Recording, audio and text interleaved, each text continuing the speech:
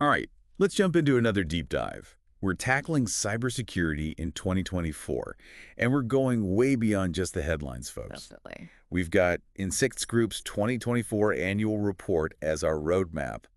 This thing is packed with insights. It really is, yeah. It's like a sneak peek into how cyber criminals are thinking and planning. That's a great way to put it. It's about understanding their strategies, Absolutely. Got to stay one step ahead. for sure. And, one of the biggest things that jumps out from this report is how much we all rely on SaaS applications these days. Yeah, it's really changing the landscape. The report actually says that companies are using an average of 371 different SaaS apps. 371. Like a lot, right? That's mind-boggling. Yeah. I can't even keep track of my own apps, let alone 371. And from a security perspective, it's a huge challenge. Each one of those apps is a potential entry point. Right, especially when you factor in stolen credentials. Exactly. So let's break this down for our listeners a bit. What exactly are these infostealer malware we keep hearing about? And how are they being used against these SaaS systems? Well, think of infostealer malware like a digital pickpocket. It's designed to steal your personal information, Oh, what including your login credentials, passwords, things like that. makes sense. It might be lurking on a website that seems harmless, or it could be disguised as legitimate software. Yeah. And once it infects your device, it can basically capture everything you type, Oh, wow. including those usernames and passwords you use for work apps. So even if you have a really strong password, this malware can still snag it. Yeah, that's the scary part. Yeah. And we're seeing these infostealers getting more and more sophisticated. So they can bypass even the traditional security measures. They can, and they're grabbing more credentials per device than ever before. Which explains why those big breaches we saw in 2024, like Change Healthcare and Snowflake, are so concerning. Definitely. Those were classic examples of attackers exploiting vulnerabilities in things like single sign-on and multi-factor authentication. It's not just about having those security measures in place. It's about configuring them correctly. Right, and making sure they're maintained properly. And it wasn't just those companies, right? The report suggests this is part of a much bigger trend, It is. Criminals are increasingly targeting these SaaS ecosystems. especially with so many people working remotely now. That's a big factor. It makes managing identity and access so much more complex. I mean, the FBI even busted a group of North Korean nationals who were pretending to be remote workers to get into U.S. companies. It's a whole new level of sophistication. It really is.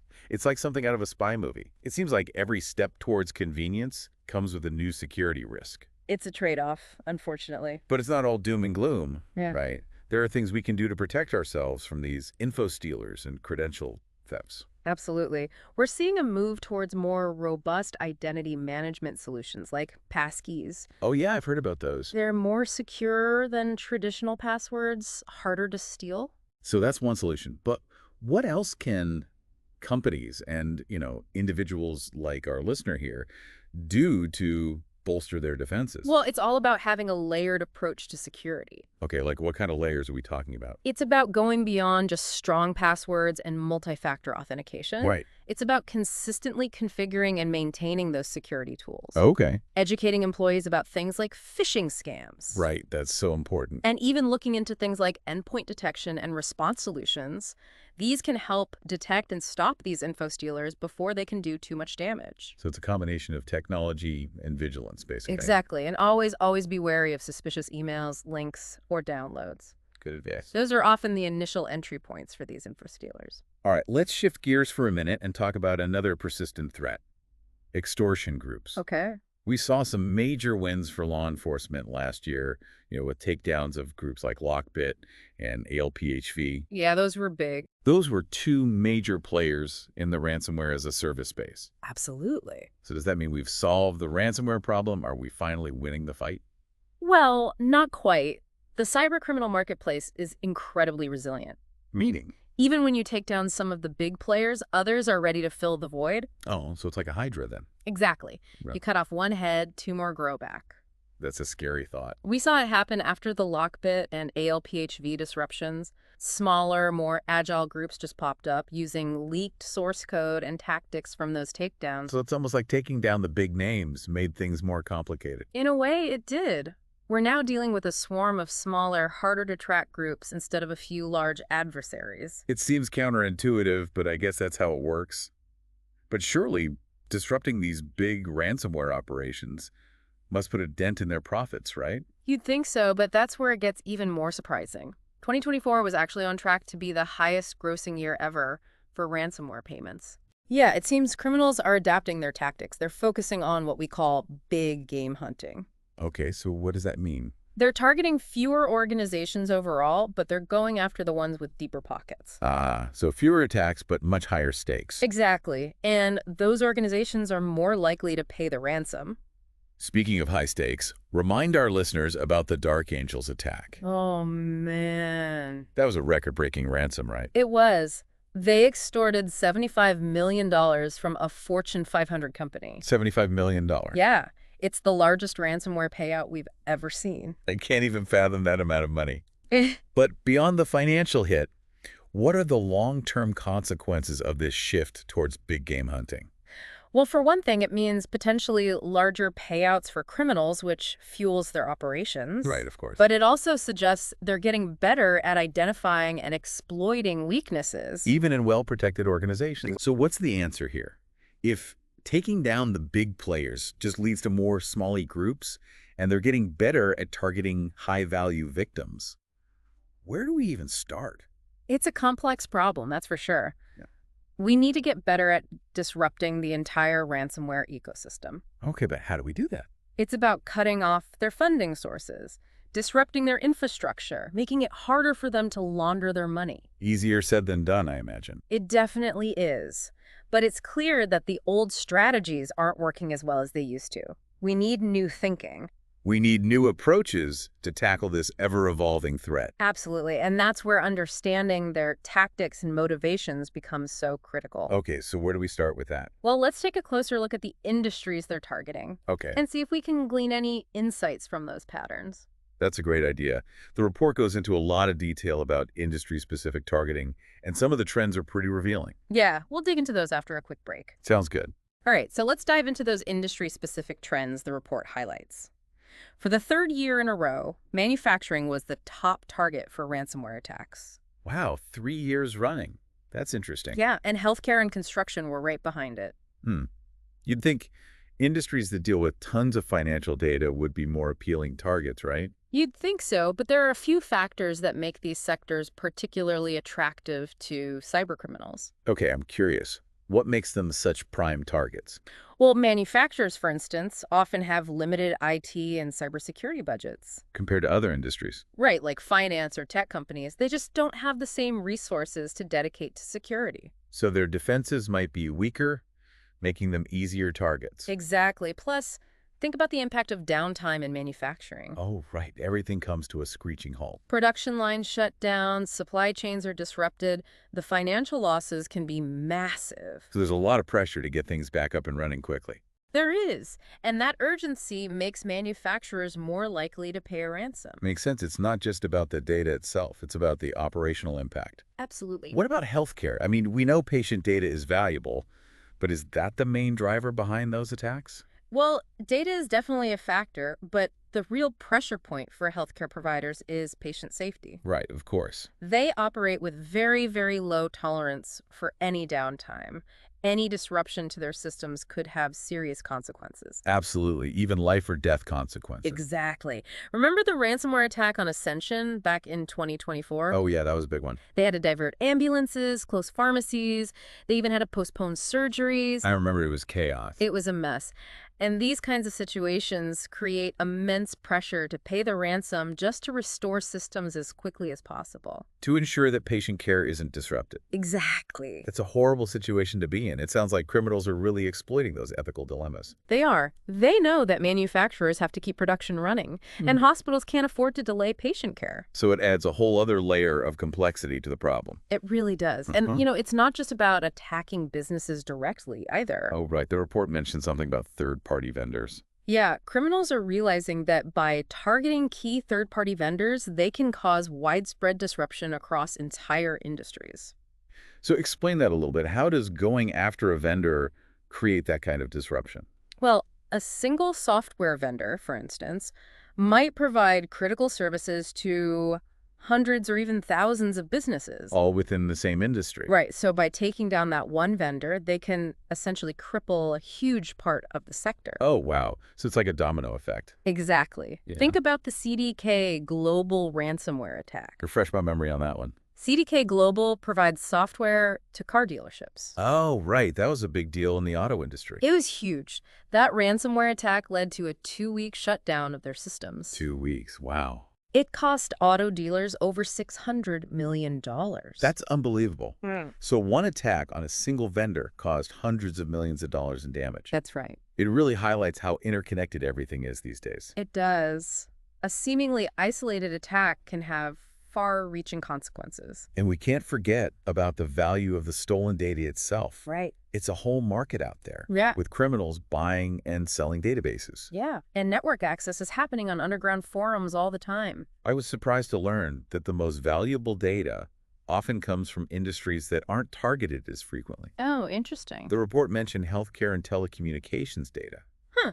The median price for those databases actually increased by a lot in 2024. Yeah. Like over 100% for healthcare and over 160% for telecommunications. Wow, that's significant. So why is that? Why is data from those industries suddenly so valuable? Well, think about the type of information they collect. Health records, financial information, telecommunications data. It's all very sensitive stuff. It is, and it's incredibly valuable for identity theft and other scams. I guess because those industries haven't historically been targeted as much as others, their defenses might not be as strong. That's a factor, yeah. So the data is seen as easier to steal. Criminals always go for the path of least resistance. They do. They want the most valuable data they can get their hands on, no matter where it comes from. And as security gets better in one sector, they'll just move on to the next. Exactly. It's all about maximizing their profits. So what's the key takeaway for our listeners here? Well, it's not just about protecting your own organization. You have to understand the bigger picture. Like the whole ecosystem. Right. Know your vendors, assess their security practices, think about the potential impact of an attack on their systems. It could affect you too. That's a good point. And on an individual level, it seems like good cyber hygiene is more critical than ever. Absolutely. Strong passwords, being wary of phishing attempts, being careful about what information you share online. It all matters. It all adds up. Every individual is a potential target, and every individual can be an entry point for cyber criminals. So we all have a role to play in this. We do. We all have a responsibility to help secure our digital world. All right, let's talk about something that's been making a lot of headlines lately. Generative AI. Okay? It's changing the world in so many ways, but like with any powerful technology, there's a dark side. There always is. How are cybercriminals using AI to their advantage? Well, one of the most concerning applications is in influence operations. Like during elections. Especially during elections. Right, because 2024 was a huge election year. Over 2 billion people voted worldwide. It seems like every election cycle brings new worries about disinformation and foreign interference. It does, and with AI in the mix, it's a whole new ballgame. We're seeing a whole new level of manipulation. And this report really dives into that, doesn't it? It does. It highlights how Russia, China, and Iran all use generative AI to create and spread inauthentic content online. Their goal being to sway public opinion, sow discord, and undermine democratic processes. Exactly. So could you give our listeners some specific examples of how they're actually using AI in these campaigns? Sure. Russia, for example, launched a very sophisticated campaign called Operation Undercut. Operation Undercut. They used AI-enhanced videos to promote pro-Russian narratives. Oh, wow. So instead of relying on those old-school text-based bots, they're creating content that looks and feels much more authentic. Exactly, and it's very persuasive. It's getting harder and harder to tell what's real and what's not. It really is. And Russia also developed a tool called Meliorator. Meliorator, okay. It's designed to create and control AI-enhanced bot farms. So these bots can interact with real users online. They can, and they spread disinformation and manipulate conversations. In a way that's really hard to detect. That's right. Much harder than traditional bot activity. It's like they're creating armies of AI-powered propagandists. That's a good way to put it. And Russia wasn't the only one doing this, right? No, there was also Operation Overload. Operation Overload, okay. What was that all about? That one aimed to overwhelm the information environment with a flood of AI-generated content. To just completely drown out any real information. Exactly. And it was designed to sow doubt and confusion during elections in the US and France. It's like a digital smokescreen, Yeah, making it almost impossible to figure out what's true and what's not. that's the idea. And it's no wonder people are feeling so overwhelmed and distrustful of information online. Absolutely. It's exhausting trying to sort through it all. And then there's Iran, which was using its Emerald Divide influence network. Emerald Divide. Yeah, this one targeted Israel specifically with tailored AI-generated content. Interesting. So they're adapting their tactics to different audiences and political context. Exactly. They're getting very sophisticated. It's not just about spreading chaos anymore. They're crafting targeted messages. Messages designed to resonate with specific groups. Right, and to exploit existing divisions within society. It feels like we're losing the ability to even have rational conversations online. That's the real danger here. And it's not just about election interference either. So they're using these tactics for other purposes. They are. We saw China using AI to amplify divisive issues in the US. Like what kind of issues? Things like racial tensions or political polarization. To further divide us. Exactly. And they were also using AI to criticize the Biden administration. Trying to undermine trust in democratic institutions. Right. So it's a much broader problem than just trying to influence elections. So what can we do about this? I mean, how do we fight back against this AI-powered disinformation machine? It's a tough question, and it requires a multifaceted approach.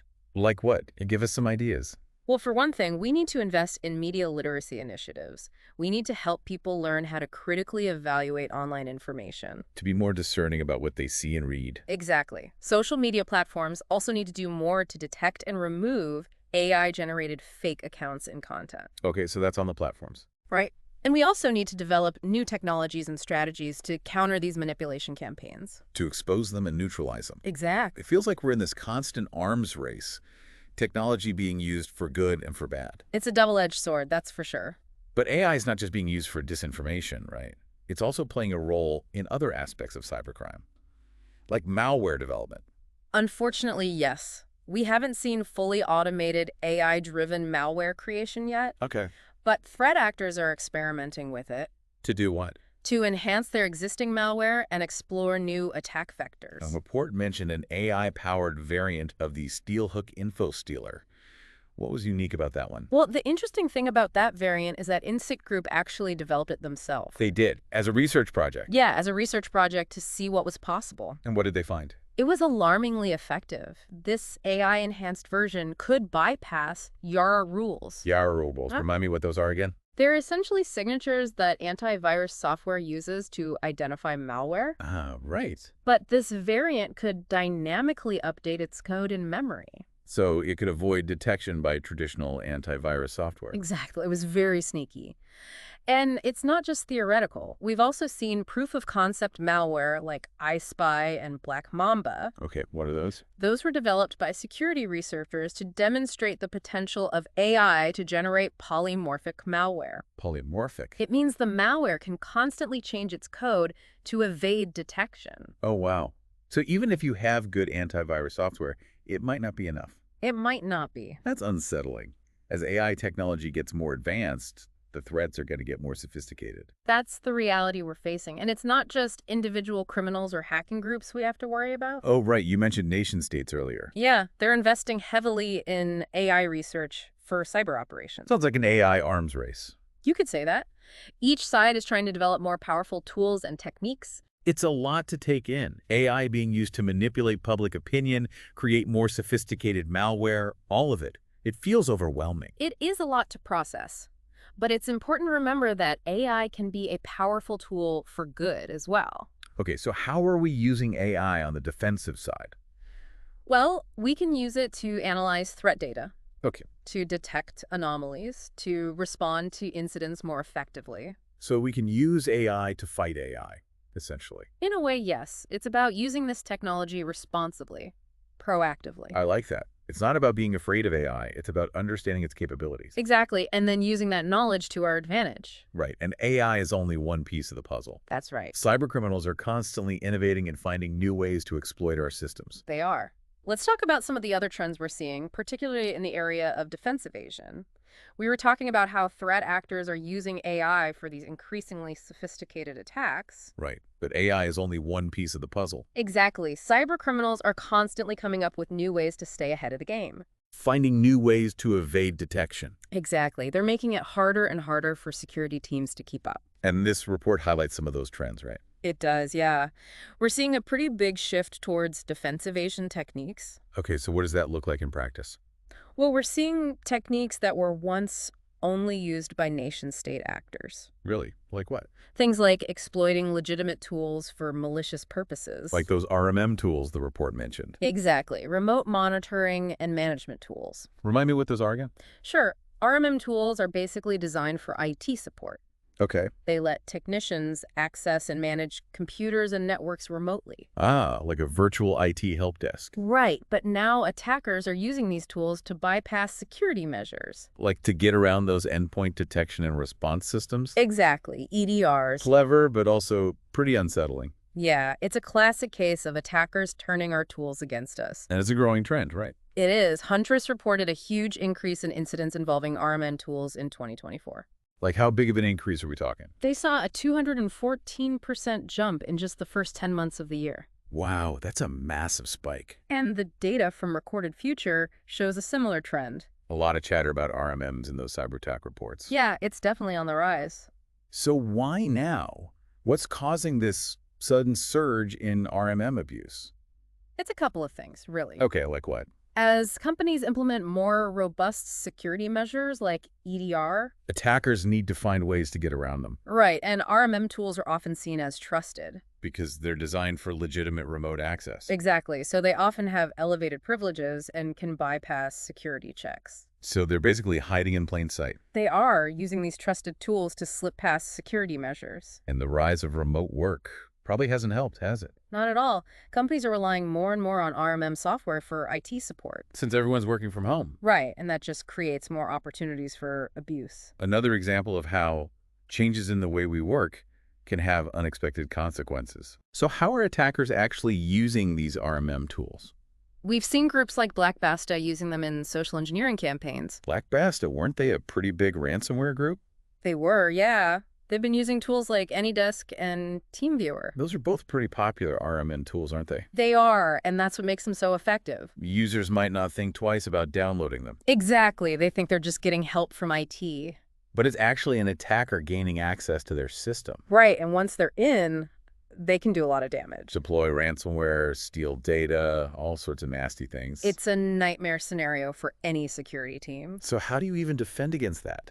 It's a tough one, but it starts with strong access controls. Okay, to limit who can use those RMM tools. Right, and multi-factor authentication is essential. To prevent unauthorized access. Exactly, and employee training is key. So everyone knows what to look out for. Right, they need to be able to spot those suspicious requests for remote access. And report them immediately. Absolutely. Vigilance and awareness are more important than ever. Seems like attackers are always one step ahead. It does feel that way sometimes, doesn't it? They're always finding new ways to exploit the tools we rely on. It's a constant cat and mouse game. And it's not just RMM abuse, is it? Nope. The report also mentioned something about malware targeting different operating systems. Oh yeah, MacOS and Linux. So it's not just a Windows problem anymore. Not anymore. As Apple devices become more common in businesses and Linux is used more and more for network infrastructure, attackers are expanding their targets. Makes sense. So what are we seeing on the MacOS front? We're seeing increasingly sophisticated info stealers and Trojans. Things like Banshee Stealer, Cthulhu Stealer, and Atomic Stealer. Those names sound pretty ominous. They're designed to steal passwords, credit card info, anything valuable they can get their hands on. And I'm guessing they're getting harder to detect too. Absolutely. Attackers are constantly refining their techniques.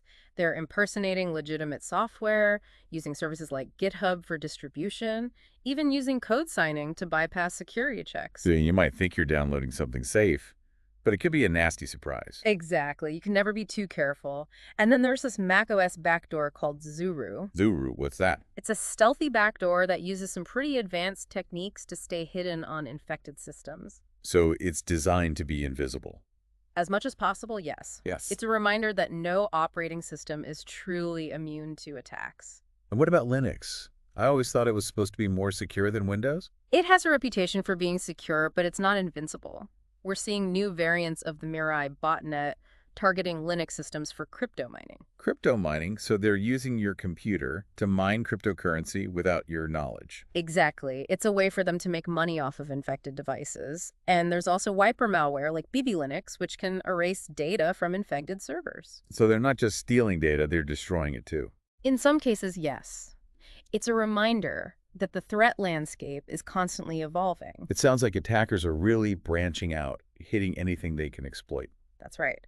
And this trend toward cross-platform malware development is making things even more difficult for defenders. Cross-platform. Yeah, attackers are using programming languages like Rust and Go, which lets them write code once and deploy it on multiple operating systems. So they can target Windows, Mac OS, and Linux, all with the same malware. Exactly. It's all about efficiency and maximizing their impact. So if we had to sum up all these tactics and techniques, what would be the common thread? Defense evasion. Yeah. It's all about avoiding detection. And making it harder for traditional security tools to find them. Right. We're seeing techniques like debugger evasion, reflective code loading, execution through APIs. Sounds complicated. It is, but essentially it's about operating in memory as much as possible without leaving those telltale traces on the hard drive. So they're like ghosts in the machine. You could say that, and it requires a whole new approach to defense. Like what kind of approach? We need to move beyond signature-based detection and focus more on behavior analysis, anomaly detection, and threat hunting. Being more proactive. Exactly, trying to anticipate the attacker's moves and stop them before they can do too much damage. It's like a game of chess. It is. Well, we've covered a lot of ground today, from SAWs and identity exploits to the rise of extortion groups, the threat to critical infrastructure, the use of AI, and all these sophisticated evasion techniques. It's a pretty intense picture of the cyber threat landscape. It's definitely a challenging environment, but it's not hopeless. Okay, so what's the message you want our listeners to take away from this? It's not about being paralyzed by fear. It's about being informed, about understanding the threats and adapting our strategies, and about working together. We can make a difference. We can create a more secure digital world. We can, but it's going to take all of us. I think that's a great note to end on. It's not about being intimidated, it's about being empowered. We all have a role to play in protecting our data, our systems, and ourselves. Cybersecurity is a shared responsibility. So as you go about your day, think about this. Can we move beyond simply reacting to these attacks? Can we truly get ahead of the curve and start anticipating threats before they happen?